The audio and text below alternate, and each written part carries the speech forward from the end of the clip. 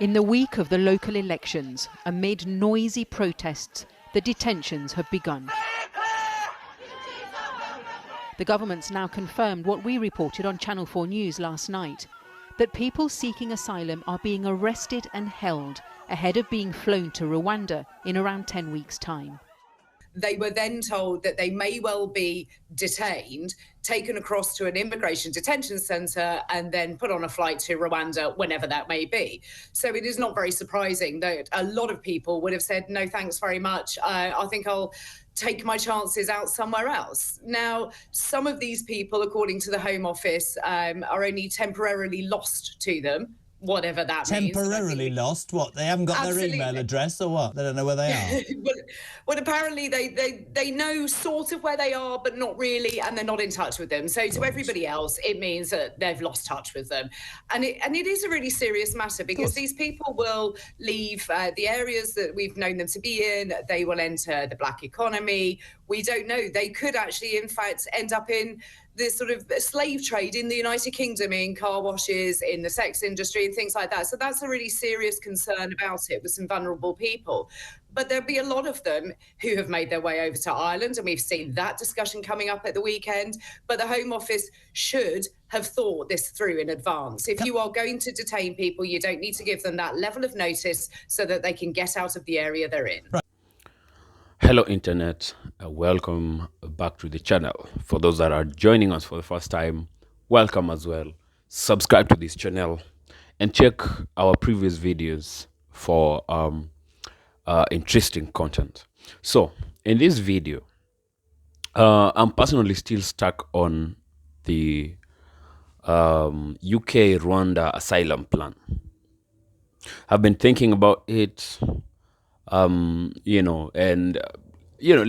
just all of us face the truth that the UK, Europe, and the entire world is just grappling with the problem with the immigration and refugees, and of course all the factors underlying all the causes and the impacts of this. It's not only a UK problem. It's not only an African problem. It's not only an Asian and Middle Eastern problem. It's not only an American problem. It's a worldwide problem. But I still feel like, honestly, this Rwanda-UK issue is just one political misstep is and for the UK and for Rwanda, it looks like it's just a business. And someone might want to ask me, why am I even personally, why does it concern me? I'm not Rwandan, I am Kenyan. But Rwanda is an East African country and Kenyan is an East African country, and I have to try to make sense of things that are going on around me, around my country, and even in the world, because we all belong here. So I know I talked about this in my previous video. You can check out for those who haven't seen, and that it doesn't look like, we're trying to get a short-term temporary solution for a big, permanent long-term problem, and it's not going to be sustainable. One thing is, I've been trying to read and to check out on the internet because Rwanda is a small country. It's a small, beautiful country in East Africa.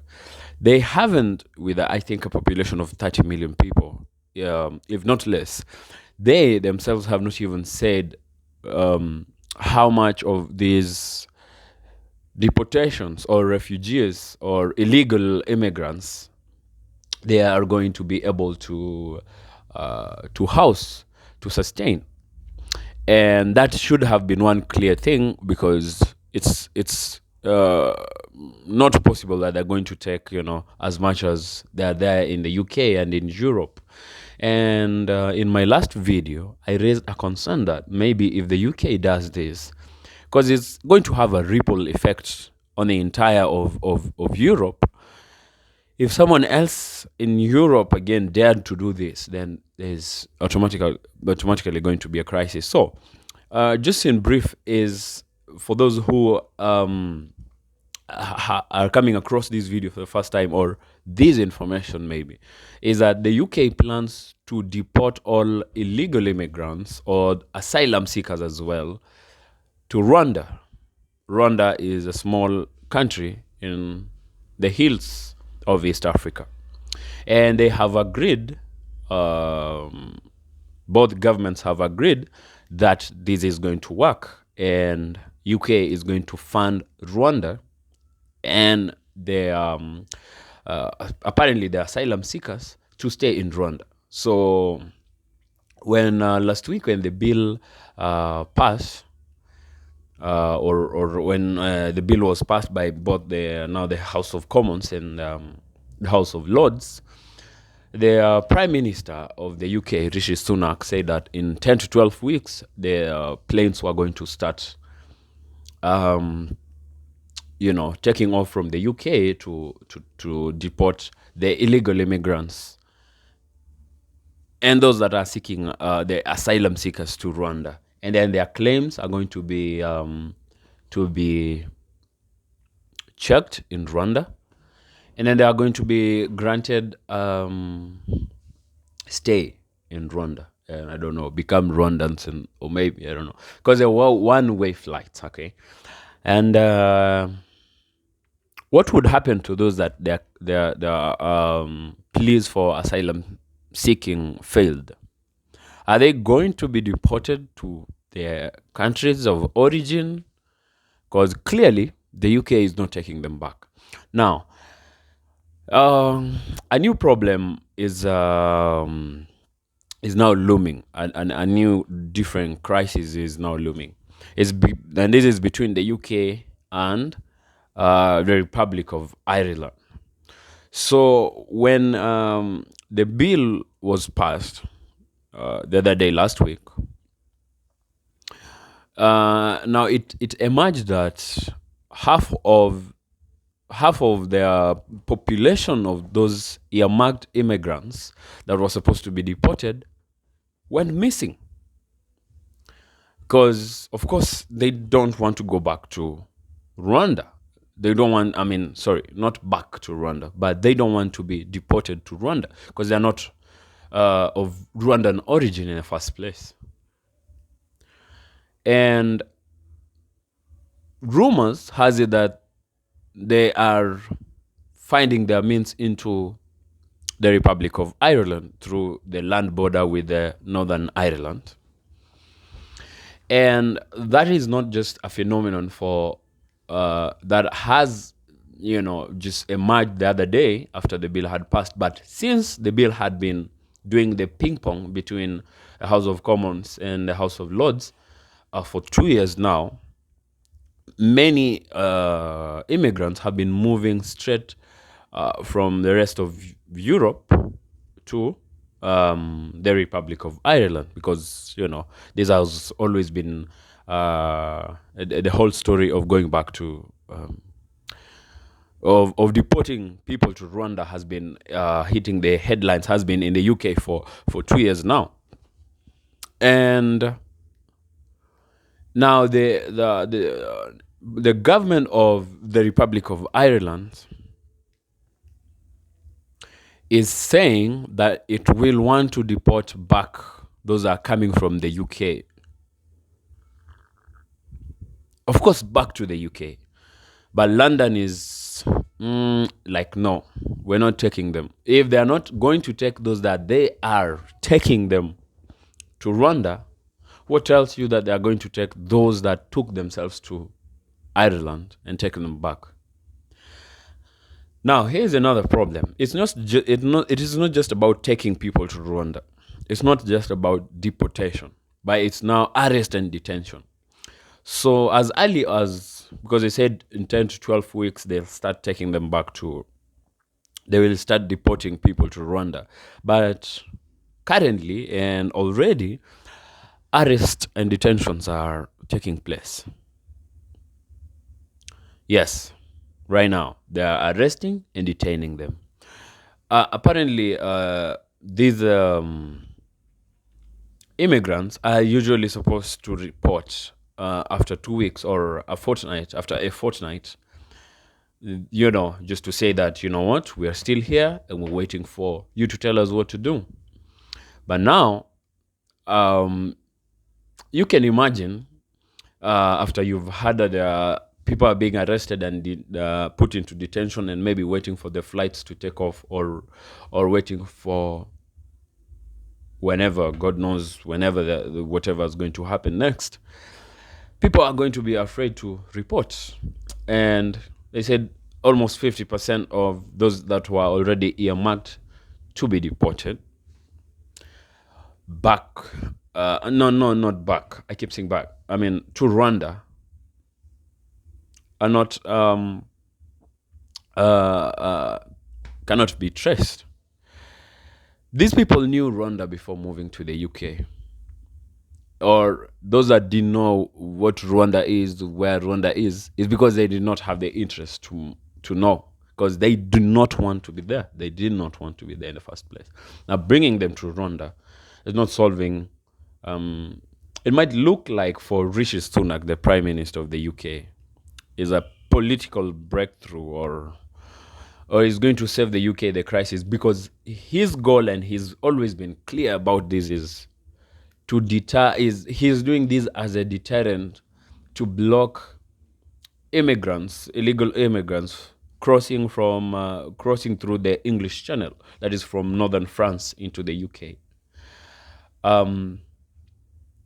It's a crisis, honestly, for the UK. It's a crisis because so far, 4 months into this year, 2024, so January, February, March, and April, over 7,000 of them have already crossed with those little dinghies, the small boat-like structures, extremely dangerous. But that and many of them, thousands, are dying in the Mediterranean and even drowning in the English Channel. But that's not been deterring them well enough. So now he's looking for a different way to deter them and scare them. And now he feels like they have switched their focus to the Republic of Ireland. The Republic of Ireland is accusing the UK of, the whole move, now the people moving to the Republic of Ireland. Do not confuse the Republic of Ireland from Northern Ireland, because those are two different countries. And then they are contemplating taking those that cross through the frictionless border between the Republic of Ireland and Northern Ireland. No, they are thinking of taking them back to Northern Ireland, which, of course, the UK is not taking that. So isn't that another crisis in there? This is, I said in my previous video, this is going to be a truly long shot, because it's affecting those people, of course, that the victims. And I was actually surprised I saw Channel 4 News interviewing immigrants, and I was surprised to hear that there is an Afghan migrant who's been living in the UK. No, apparently was in Republic of Ireland when he was being interviewed, but had stayed in the UK for over 10 years. I think it was 17 years without any, he's never gotten any permanent residence. 17 good years, the guy was actually speaking in a UK accent, but he's been stuck in limbo. He actually moved to the Republic of Ireland because of the rat race that was going on in the UK. He said that he was getting detained, often, and being threatened of being deported. So it's not just that the problem has just arisen the other day, but it seems that the UK in itself has not been handling these issues properly at all. I heard of another one from Jordan who actually came out clear and said he moved to the Republic of Ireland because he already had heard about the Rwanda deportation issue and that he does not want to go to Rwanda. So you see, it's a crisis, and I think for the Republic of Ireland is now learning that managing this immigration issue is very expensive and politically very challenging. So look, it's just, for me, it's just nothing but a very temporary solution to yeah, a permanent problem, and it's going to affect the UK. It's going to affect Ireland. It's going to affect Rwanda and all of us in East Africa. I'm wondering if a country with a big economy like the UK cannot sustain them, how on earth is Rwanda going to be able to, just because they're going to fund the Rwandan government, why can't they use those funds to keep up with them? So let's see what is. But well, I also went on to I checked out on the internet and some articles, and maybe this could just be, and of course it is also a political move for Rishi Sunak and the mounting pressures on what's going to happen, because in the beginning of this video I said, let's face the truth, this is a global problem, and I'm not gonna say that the UK is not struggling. The UK is not supposed to find what to do with this immigration problem. They should, but solutions should be sustainable for all of us. So if this is going to happen in those 10 to 12 weeks with our brother country of Rwanda not saying how many they're going to take and how much money they need from this, which they're obviously not going to need I mean, they're going to need as much as the UK can give, because it's money anyway. And so it's not going to be anything surprising to see that there is a spillover of those immigrants into Uganda, and then into Kenya as well, and Tanzania, and the whole of it feels like, to me, the UK is that guy who did not was not on time to put your trash out to be picked, and now you have so much in your house and you don't know what to do with it, so you're trying to find a place to dump. And Rwanda, on the other hand, is the one that is taking advantage of the crisis and taking the trash, just because you're going to be given some money without you knowing whether you can even keep up with everything that's going to happen. We need to have sustainable solutions. Apparently, this is now on the say the economic impact. So both those that are going to volunteer to go to Rwanda, there are those that already do not want problems, and they're genuinely just seeking a place to stay, a peaceful place that they're going to stay.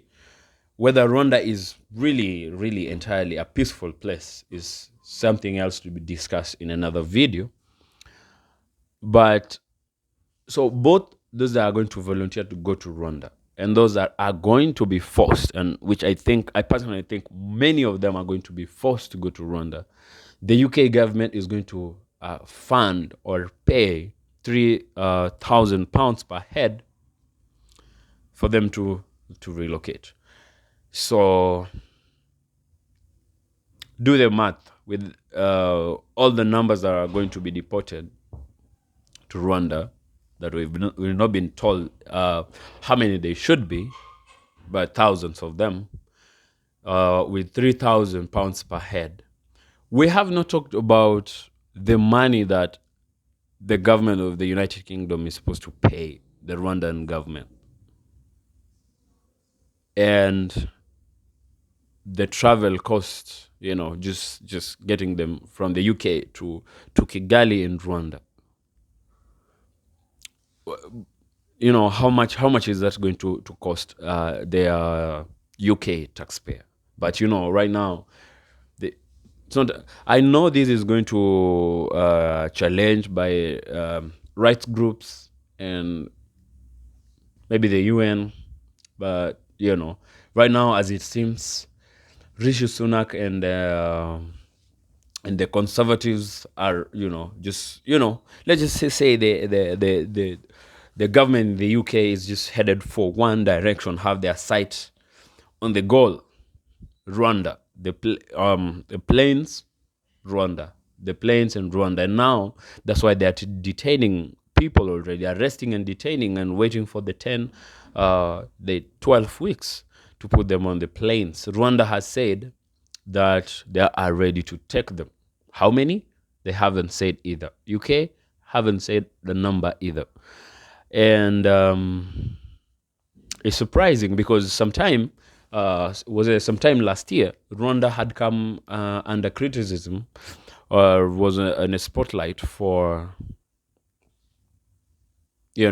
excess use of too much military force on people, and especially immigrants and refugees.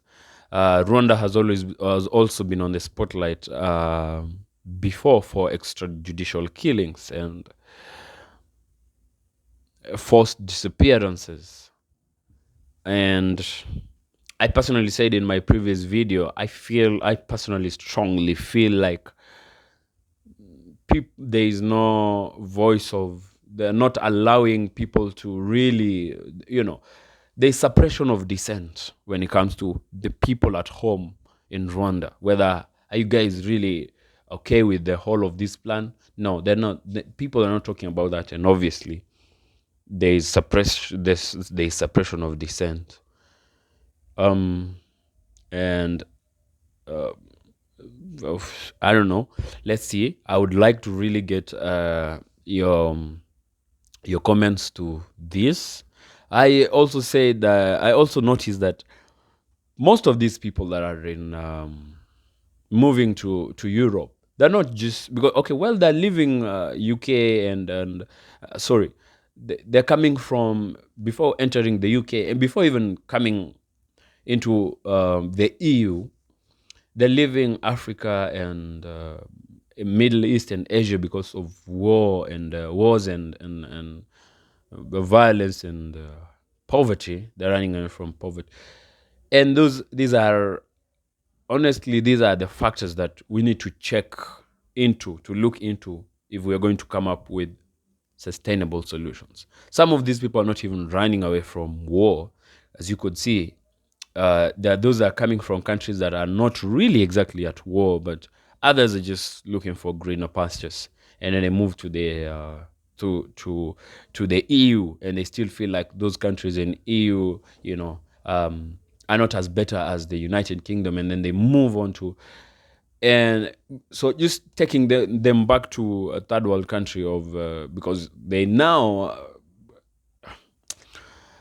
controversially and contradictingly, the UK is now terming Rwanda as a very safe, peaceful country, even after the criticism that had been there before. Now, bringing those people back to Rwanda, I still feel like, no, not exactly, So, I would like to get your views, your opinions on this, you can write a comment in the comment section below. And we'll be here to wait and see what's going to unfold. Yeah, so that is that for this video. Please like this video, share this video, and most importantly, if you haven't subscribed to this channel, subscribe to this channel, hit that post notification bell so you will be notified whenever we have other new videos up there. And until next time, peace.